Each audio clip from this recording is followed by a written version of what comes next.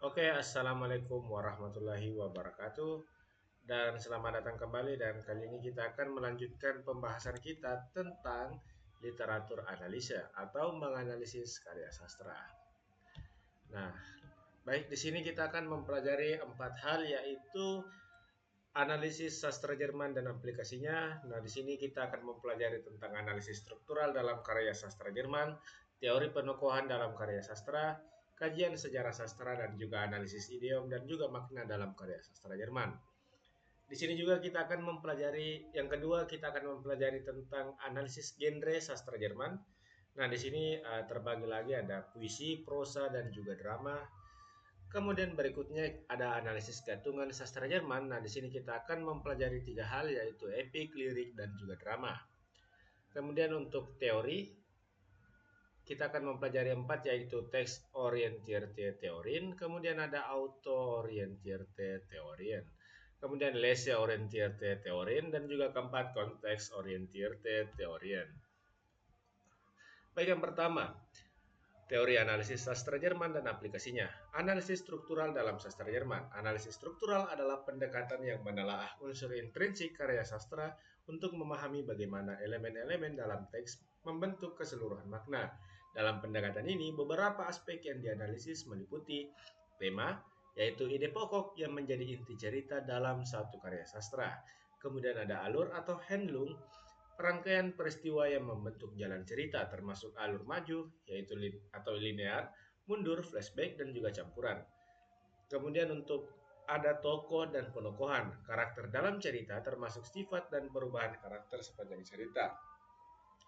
Kemudian berikutnya ada latar atau setting, yaitu yang dimana latar atau setting ini merupakan tempat dan waktu di mana cerita berlangsung yang dapat memberikan nuansa tertentu pada cerita.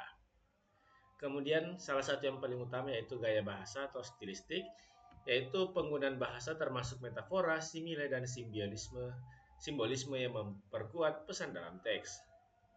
Kemudian untuk contohnya sendiri kita bisa lihat di gambar berikut. Dalam novel Der Vorleser karya Bernhard Sling, analisis struktural dapat digunakan untuk menelaah bagaimana hubungan antara dua karakter utama, Mikkel dan Hannah, dikembangkan, serta bagaimana alur maju dan mundur digunakan untuk memperkuat tema utama tentang ingatan dan moralitas. Untuk pembahasan lebih lanjutnya tentang materi ini, kita bisa scan di sini dan akan langsung mengarah ke artikelnya.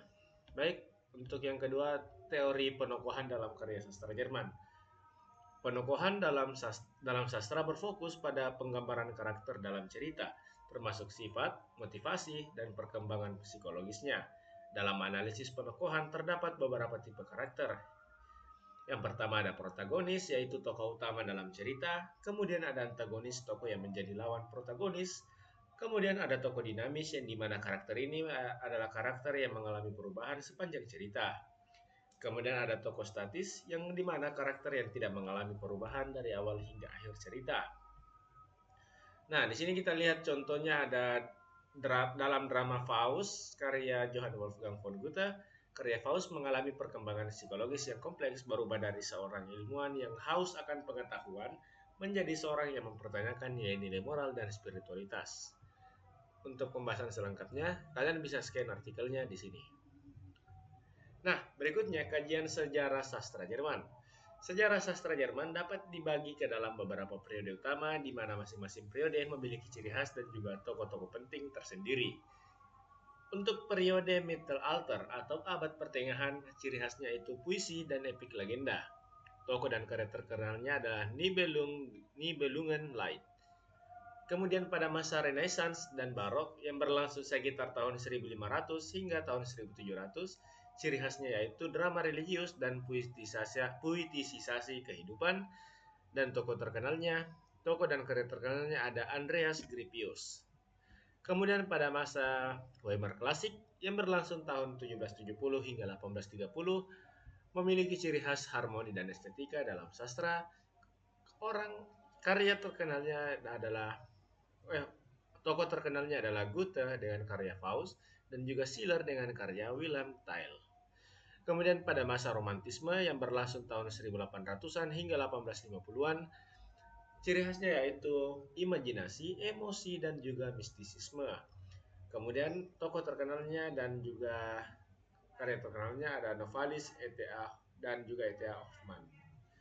Kemudian pada masa realisme 1850 hingga 1890, di sini memiliki ciri khas penggambaran kehidupan nyata dan juga sosial. Kemudian untuk tokoh dan karakter terkenalnya ada Theodor Fontana, Evie Briest. Kemudian pada masa ekspresionisme dan modernisme yang berlangsung tahun 1900 hingga 1945, di sini memiliki ciri khas kritik sosial dan inovasi gaya penulisan. Nah, tokoh terkenalnya sendiri ada Franz Kafka dengan karya Die Verwandlung, Bertolt Brecht dengan karya Mutter Korek. Kemudian pasca perang dan juga kontemporer yang berlangsung 1945 hingga sekarang memiliki ciri khas trauma perang, identitas identitas Jerman. Kemudian untuk tokoh terkenalnya yaitu ada Günter Grass dengan karya di Brecht Trommel dan juga Herta Müller dengan karya Atem Schaukel. Berikutnya, kita akan membahas tentang analisis idiom dan makna dalam karya sastra Jerman. Bahasa dalam karya sastra seringkali mengandung idiom dan makna tersirat yang memperkaya pemahaman teks. Idiom adalah ungkapan khas yang maknanya tidak dapat diterjemahkan secara harfiah. Untuk contohnya sendiri ada Jemandem di Doemendrucken. Secara harfiah menekan ibu jari seseorang. Nah, tapi apabila diterjemahkan akan memiliki makna mendoakan keberhasilan seseorang. Nah, kemudian contoh yang kedua ada Das ist nicht mein Bier. Secara harfiah itu bukan birku. Tapi jika kita telah lagi idiom ini, maka idiom ini memiliki makna itu bukan urusanku. Dalam konteks analisis sastra, idiom dan metafora sering digunakan untuk membangun suasana, mengungkapkan emosi karakter, atau menyampaikan kritik sosial secara tersirat. Baik, kita lanjut di bagian kedua, analisis genre dalam sastra Jerman. Nah, di sini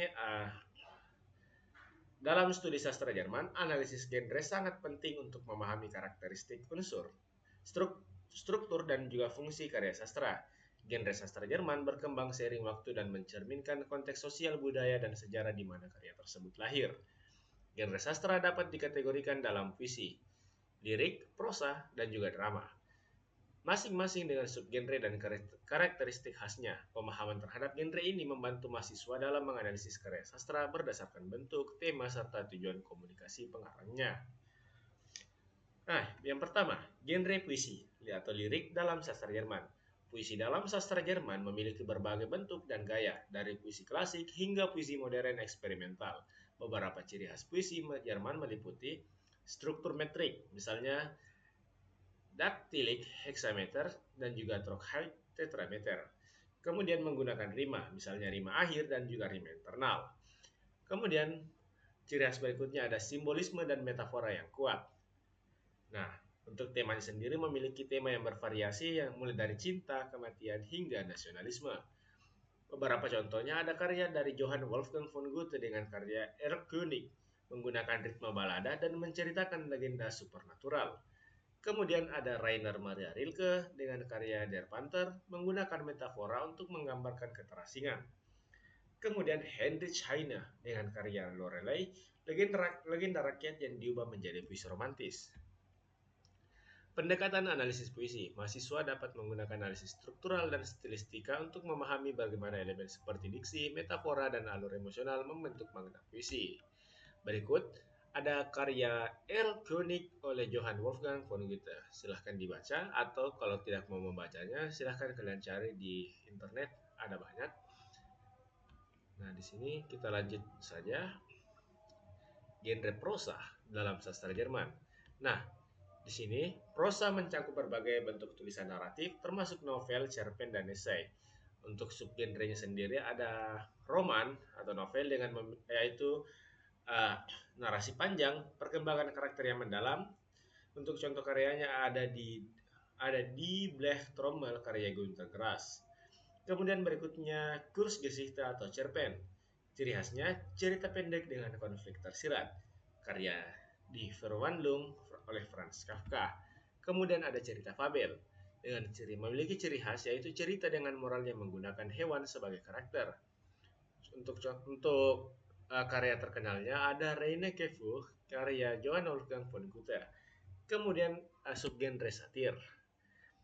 memiliki ciri khas kritik sosial dengan humor dan ironi. Untuk karya terkenalnya ada Der Hauptmann von Köpenick, karya Karl Zuckmayer. Contoh analisis prosa. Dalam novel Die Verwandlung, Metamorfosis karya Franz Kafka, pendekatan eksistensialisme dan absurdisme digunakan untuk memahami perubahan fisik dan juga keterasingan tokoh utama Gregor Samsa. Dalam novel Evie Brice, karya Theodor Fontane, mahasiswa dapat menggunakan pendekatan realisme untuk menganalisis bagaimana konflik sosial dan budaya membentuk jalan hidup tokoh yang utama. Pendekatan analisis prosa. Pendekatan yang sering digunakan untuk menganalisis prosa meliputi psikoanalisis, strukturalisme, dan juga realisme sosial. Genre drama dan dalam sastra Jerman. Drama dalam sastra Jerman memiliki tradisi panjang, dari drama klasik hingga eksperimental modern. Nah, untuk jenis-jenisnya kita bisa lihat di sini ada tragedi atau tragedi, yaitu tokoh utama menghadapi konflik yang berakhir tragis. Nah, ini kita bisa lihat contohnya di karya Faust, karya Johann Wolfgang von Goethe. Kemudian ada komedi atau komedi, memiliki ciri khas unsur humor, satir, dan juga ironi sosial. Untuk contoh karyanya ada di Der Zerbrochene Krug, karya Heinrich von Kleist. Kemudian berikutnya ada Epices Theater, diperkenalkan oleh Brecht bertujuan untuk menyadarkan sosial politik. Contoh karya terkenalnya ada Müttergerecht und ihre Kinder Bertolt, karya Bertolt Brecht. Kemudian berikutnya ada jenis drama absurd theater, memiliki ciri khas drama tanpa alur jelas menggambarkan keabsurditas kehidupan.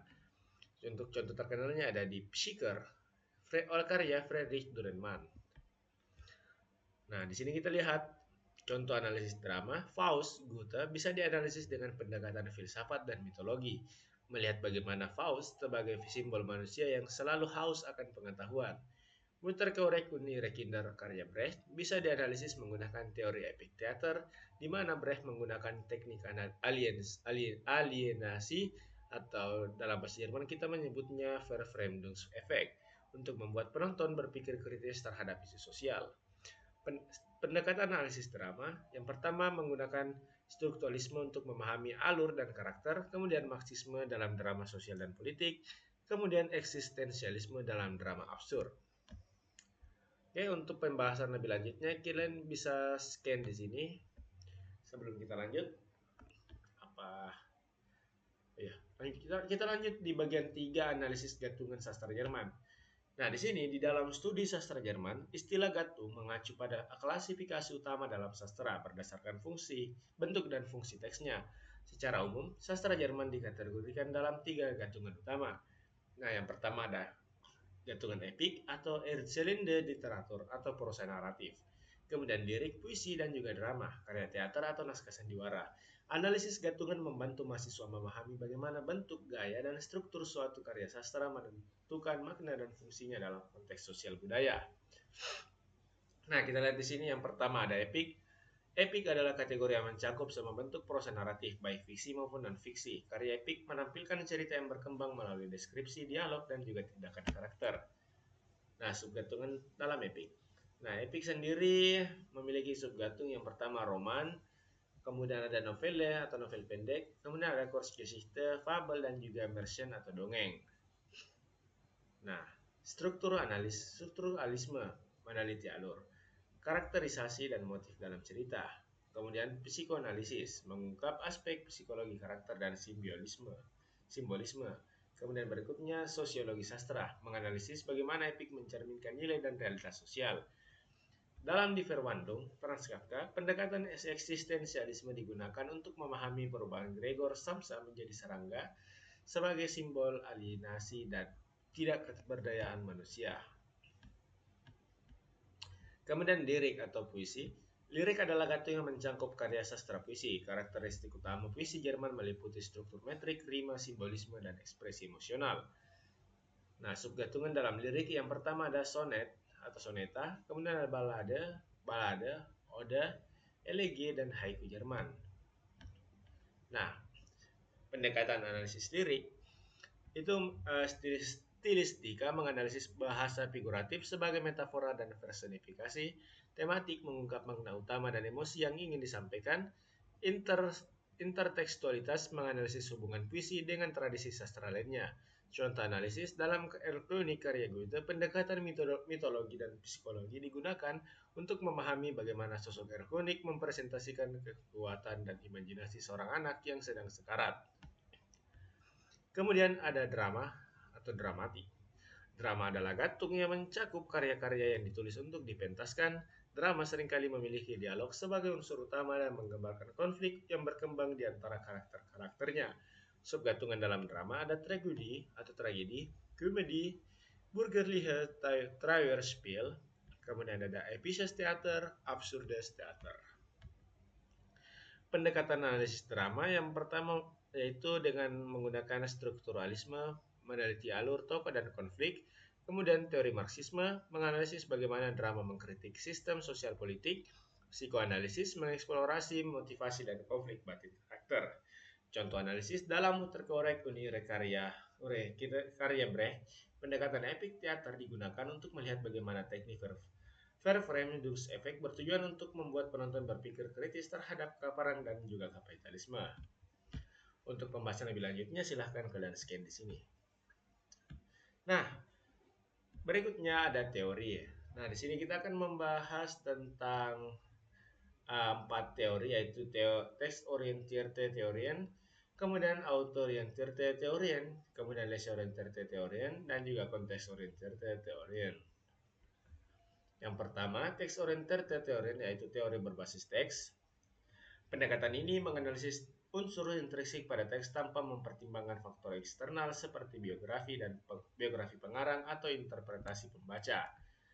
Nah, text-orientierte Theorien fokusnya yaitu struktur, gaya bahasa, motif, dan tema dalam teks. Teori utamanya strukturalisme, yaitu Saussure, Jacobson, menganalisis pola naratif dan simbolisme. Kemudian formalisme Rusia, Lesklowski menyoroti teknik sastra dalam teks. Kemudian New Criticism, Brooks menekankan ironi dan makna teks secara mandiri. Untuk contohnya sendiri dalam Die Verwandlung karya Kafka, pendekatan strukturalisme menganalisis transformasi Gregor Samsa sebagai simbol alienasi tanpa mempertimbangkan kehidupan pribadi Kafka. Kemudian berikutnya auto-orientierte Theorien, teori berbasis pengarang. Pendekatan ini meneliti pengaruh biografi, psikologi, dan juga niat pengarang dalam karyanya. Nah, fokusnya sendiri yaitu hubungan antara pengalaman pribadi pengarang dan juga karyanya. Teori utamanya yaitu psikoanalisis sastra atau Freud, menganalisis motif bawah sadar pengarang. Kemudian ada ekspresionisme sastra, karya sastra sebagai emosi pengarang. Teori biografis yang mengkaji latar belakang sosial dan historis perang. Untuk contohnya sendiri, yaitu pendekatan psikoanalisis terhadap Die Verwandlung menunjukkan bahwa perubahan Gregor Samsa mencerminkan rasa tertekan Kafka terhadap ayahnya. Kemudian berikutnya ada leisure-orientierte Theorien, yaitu teori berbasis pembaca. Pendekatan ini menekankan pembaca dalam membangun makna teks, memiliki fokus interaksi antara teks dan juga interpretasi pembaca. Untuk teori utamanya ada teori resepsi. Oleh Jaws meneliti perubahan pemahaman karya dari waktu ke waktu. Kemudian teori respons pembaca atau Iser menyoroti bagaimana pembaca mengisi ruang kosong dalam teks. Untuk contohnya sendiri yaitu interpretasi Faust karya Goethe berubah dari simbol pencerahan di abad ke-18 menjadi kritik kapitalisme di era modern. Kemudian yang terakhir ada konteks-orientierte Theorien atau teori berbasis konteks. Pendekatan ini menghubungkan karya sastra dengan sejarah, budaya, dan juga politik pada dasarnya.